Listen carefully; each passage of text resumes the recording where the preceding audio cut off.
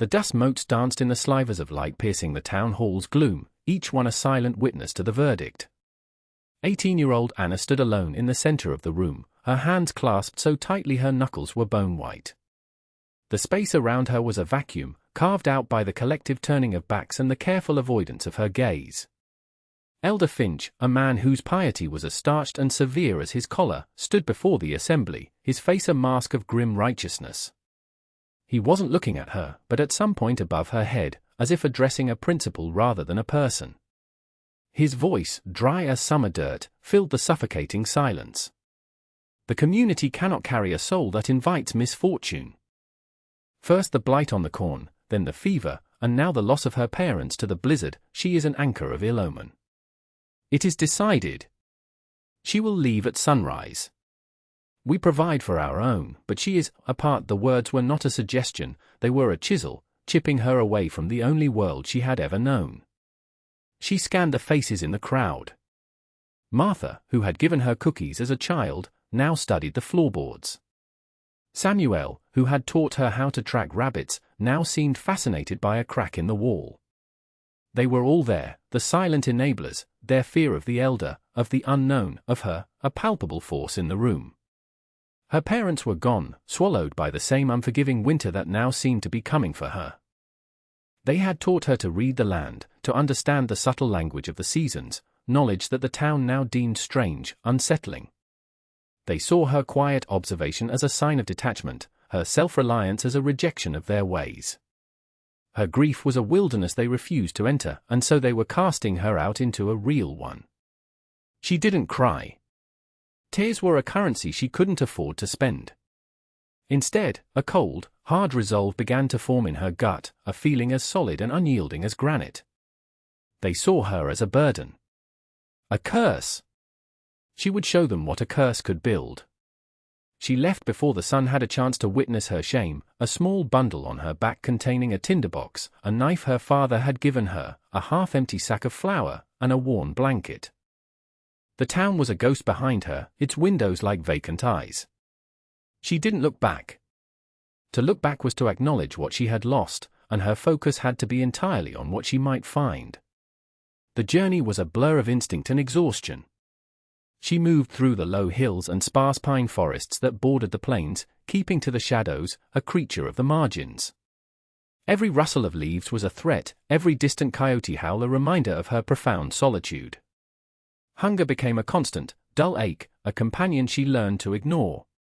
She chewed on pine needles for the sharp, green taste and the faint whisper of sustenance. She found water in shallow, stony creeks, drinking deeply with her head bent low, seeing only the reflection of a haunted, dirt-smudged face. Days bled into one another, measured not by a clock but by the rising and setting of a merciless sun. She slept in hollows, curled under the overhang of rocks, waking with the cold dew settled deep in her bones. The world had shrunk to the immediate, the next step, the next sip of water, the next edible root she could unearth with her knife. The town, with its suffocating piety and its fearful silence, felt like a distant dream, a story about someone else. Here, there was no judgment, only the brutal, honest indifference of nature. There was no Elder Finch to declare her an omen, only the hawk circling overhead, a creature of pure survival. In that indifference, she found a strange kind of freedom. She was no longer defined by their fear. She was defined only by her ability to endure, to place one foot in front of the other, to breathe in and out. It was a terrifyingly simple existence, but it was hers. And as she walked, a single, defiant thought took root and began to grow. They had left her with nothing, which meant she had nothing left to lose. After what felt like an eternity of wandering, she stumbled upon it. Cresting a low, windswept ridge, she saw it nestled in a shallow basin, shielded from the worst of the winds by a stand of gnarled junipers. It was a barn, ancient and collapsing, its wood weathered to the color of old silver. The roof sagged in the middle like a tired old horse, and half the wall planks were missing, but it was standing. It was shelter. Hope, an emotion she thought had been scoured from her, flickered faintly in her chest. She approached with caution, her knife held ready. The place was deserted, long forgotten by whoever had built it. The air inside was thick with the smell of dust, dry rot, and the faint, sweet scent of decaying hay. Sunlight streamed through the broken roof, illuminating swirling dust devils. It was a wreck, a skeleton. But to Anna, it was a palace. It was a beginning. As she explored the cavernous space, her boots sinking slightly into the thick layer of dirt and old manure on the floor, she noticed something peculiar. Despite the broken walls and the gaping holes in the roof that let in the day's heat, the ground beneath her feet was cool. Not just cool, but consistently so. Kneeling, she pressed her palm flat against the packed earth. It was a deep, steady coolness, a stark contrast to the sun-baked ground just outside the barn's shadow.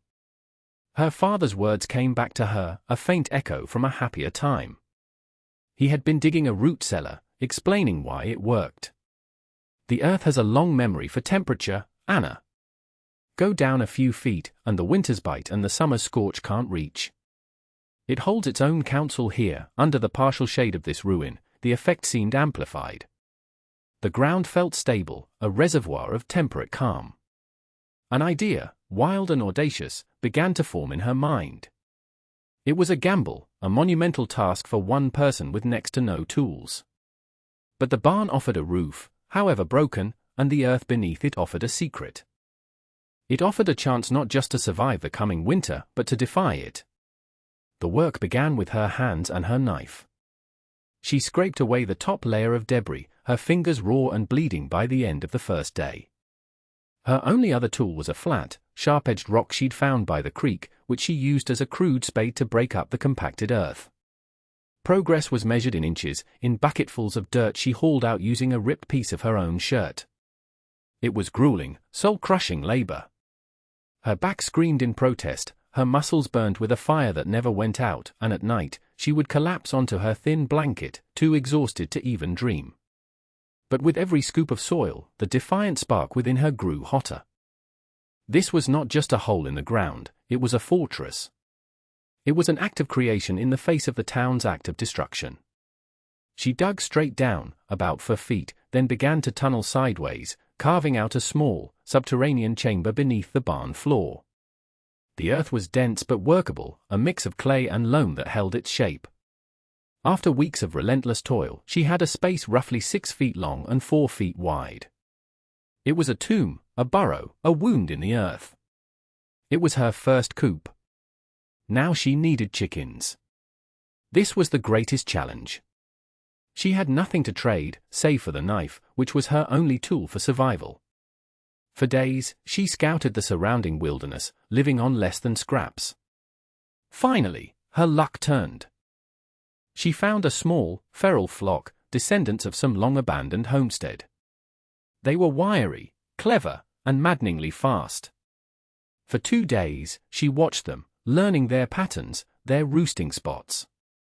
She used the last of her flour to make a thin, sticky dough, baiting a simple trap made from a leaning piece of slate and a stick. She waited for hours, motionless, until finally she caught one, then another.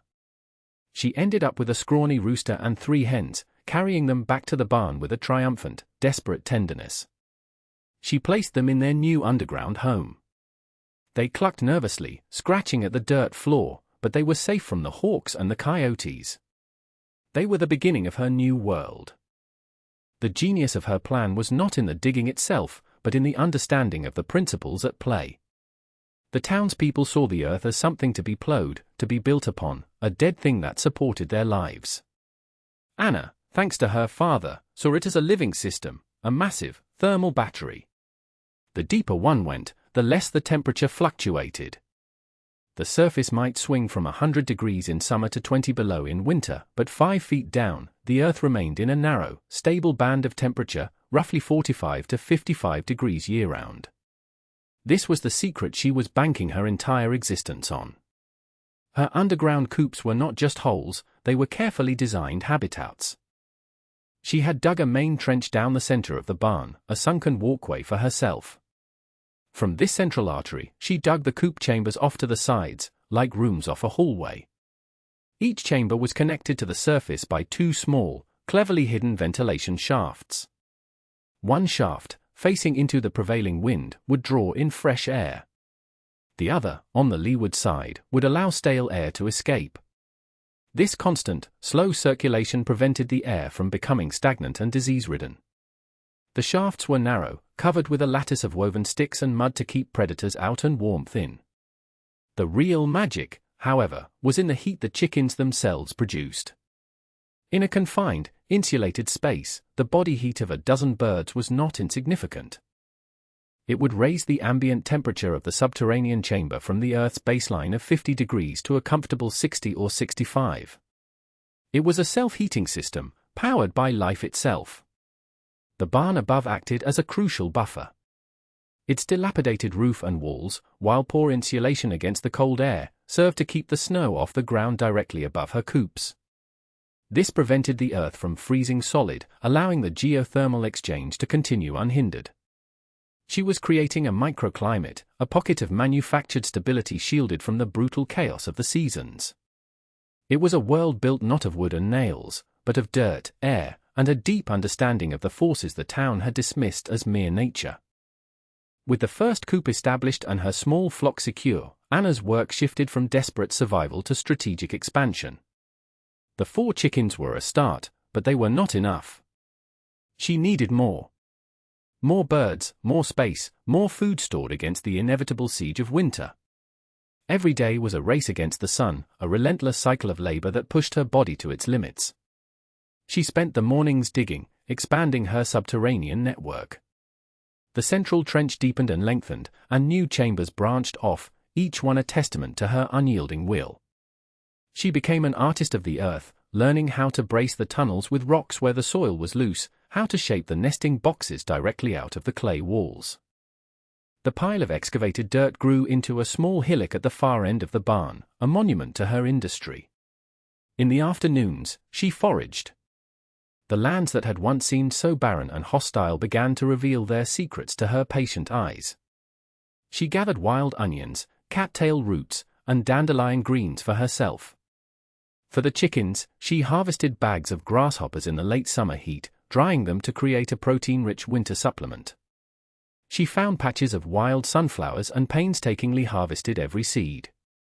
She located stands of wild grasses and cut them with her knife, stalk by stalk, bundling them into hay and dragging them back to the barn. Her flock began to grow. The hens, safe and well-fed in their stable environment, began to lay eggs with surprising regularity. She allowed the first few clutches to hatch, carefully tending to the tiny, peeping chicks. Her birds became 10, then 20. The soft clucking and scratching beneath the barn floor became a constant, reassuring hum, the sound of life persisting against the odds. She was not just a survivor anymore, she was a creator, a custodian of a growing community hidden from the world. She was building an ark of earth and feathers, preparing for the coming flood of white. The first snows came early that year, not as a gentle dusting but as a sudden, violent assault. A thick, grey sky descended, and the world dissolved into a maelstrom of wind and white. The temperature plummeted. The wind howled through the broken planks of the barn, a mournful cry that promised death to anything left exposed. Lesser homesteads would see their livestock freeze. The town's own chickens, kept in drafty wooden coops, would huddle together for warmth, their combs turning black with frostbite, their egg-laying ceasing entirely as their bodies fought simply to stay alive. But down below, in Anna's subterranean world, it was calm. She descended the earthen steps into her central walkway, a small lantern casting a warm, flickering glow on the clay walls. The air was cool but still, free from the biting wind that raged just a few feet above.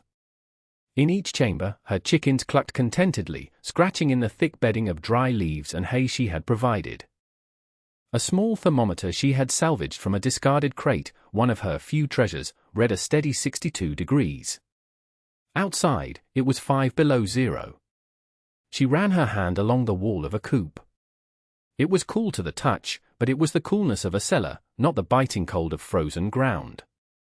The earth was breathing its steady, ancient warmth into her sanctuary. She collected the eggs, her fingers finding them warm in the nesting boxes. There were nearly 24 that day. Smooth, brown, and perfect. They felt like jewels, like miracles forged in the heart of the earth. She cooked one for herself, the simple act of cracking the shell and frying it in a little saved bacon fat feeling like the most profound luxury. It was pure protein, pure energy, a gift from her flock. This was the proof. This was the victory. While the world above was being scoured clean by the blizzard, her hidden ecosystem was not just surviving, it was thriving. She had gambled on a principle, on a half-remembered piece of her father's wisdom, and she had won. The cold was not her enemy, it was the very thing that proved the genius of her design. For weeks, the snow kept falling. The world became a vast, featureless expanse of white, the barn a lone island in a frozen sea. Anna's life contracted to the warm, earthy space beneath the floorboards. Her days were a simple, peaceful rhythm of tending to her flock, mending her worn clothes, and rationing her supplies. The constant, low-level fear that had haunted her for months was replaced by a quiet confidence. She had enough food for herself and her birds to last until the spring thaw. She was safe. She was warm. She was independent. She heard nothing from the town. It might as well have been on another continent. But she knew what a winter like this could do. She remembered the stories from her childhood, the hard winter of '78 that had claimed a dozen souls, the hunger that had gnawed at the edges of their community. Their stored food would be dwindling. Their animals, if not already frozen, would be unproductive weight, consuming precious feed for no return. The thought brought her no pleasure, no sense of vengeful satisfaction. It was simply a fact, as solid and inescapable as the frozen ground. Then, one afternoon, she saw it. A dark figure, struggling through the deep snowdrifts, moving slowly but deliberately toward her barn. Her heart leaped into her throat. Had she been discovered? Was it the elder, coming to finish the job, to cast her out even from this ruin? She doused her lantern and retreated into the deepest shadows of the barn, her hand gripping the handle of her knife. The figure drew closer, a man bundled in ragged coats, his face obscured by a scarf. He paused at the edge of the clearing, his breath pluming in the frigid air, and called out, his voice thin and cracked. "Hello? Is anyone there?" It was not the elder's booming, authoritative voice. It was the voice of a young man, strained with exhaustion and desperation. It was Jacob, the blacksmith's son. A boy who had never spoken to her, but who had never joined in the taunts, either. He had been one of the silent ones, his gaze always fixed on the ground. Now, here he was, at the edge of her world, his eyes scanning the broken-down barn as if it were a mirage.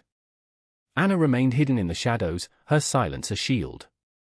Jacob took a few more hesitant steps forward, his boots crunching loudly in the snow-hushed landscape. "Please," he called out again, his voice raw.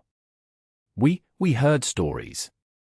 A traveler passing through weeks ago saw smoke out this way. We didn't believe it. But we're desperate." He lowered the scarf from his face. He looked years older than she remembered, his cheeks hollowed out, his eyes wide with a fear that transcended pride. The silence stretched, thick and heavy. Anna weighed her options. She could remain quiet, let him assume the place was empty, and watch him trudge away, back to the starving town that had disowned her. It was what they deserved. The thought was tempting, a bitter and satisfying morsel of revenge. But then she looked at his face, at the very real and human suffering etched there. She thought of her chickens, clucking softly beneath his feet, a secret pulse of life in the frozen earth. Her victory felt hollow if it was only for herself. She had proven she could survive. Now, the question was different. What kind of person would she be? Slowly, she stepped out from behind a stack of rotted timbers. Jacob flinched, startled. He stared at her, his mouth slightly agape.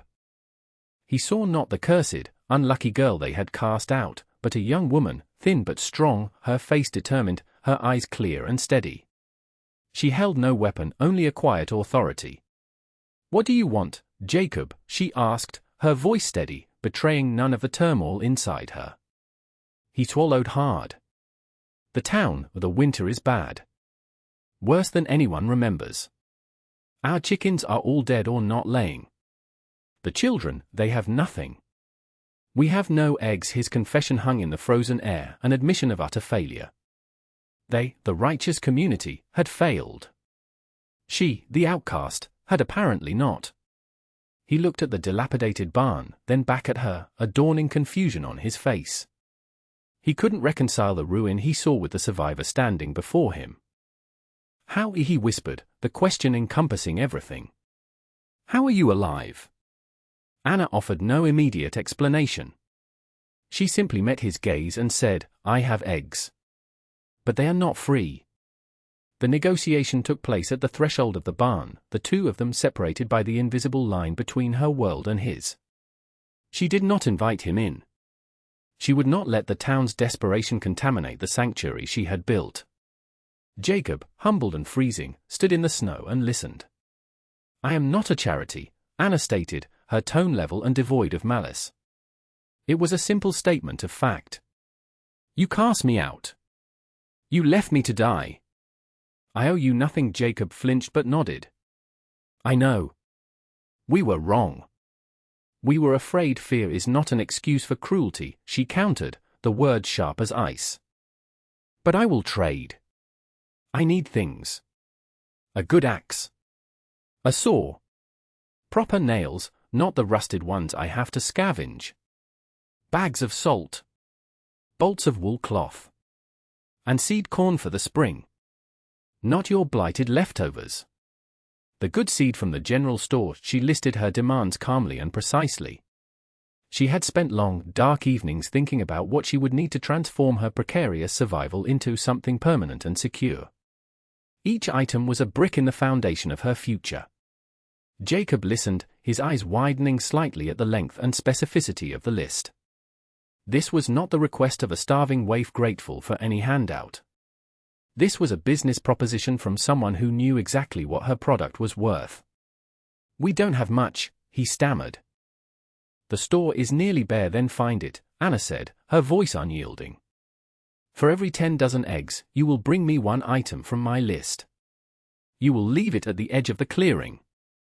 I will leave the eggs in the same spot after you are gone. We will not speak. We will not meet. That is the deal." It was a transaction stripped of all sentiment, a cold exchange of goods for goods. It was the only language the town would understand. She was giving them a lifeline, but she was forcing them to acknowledge her value, her power. They would not see her as a victim they could pity, but as a producer they had to respect. Jacob looked at her for a long moment, seeing the unshakable resolve in her eyes. He had come expecting to find a ghost, and instead he had found a queen in a ruined castle. "We agree," he said, his voice barely a whisper. "We agree." And with that, he turned and began the long, arduous walk back to the town that had made its terrible mistake.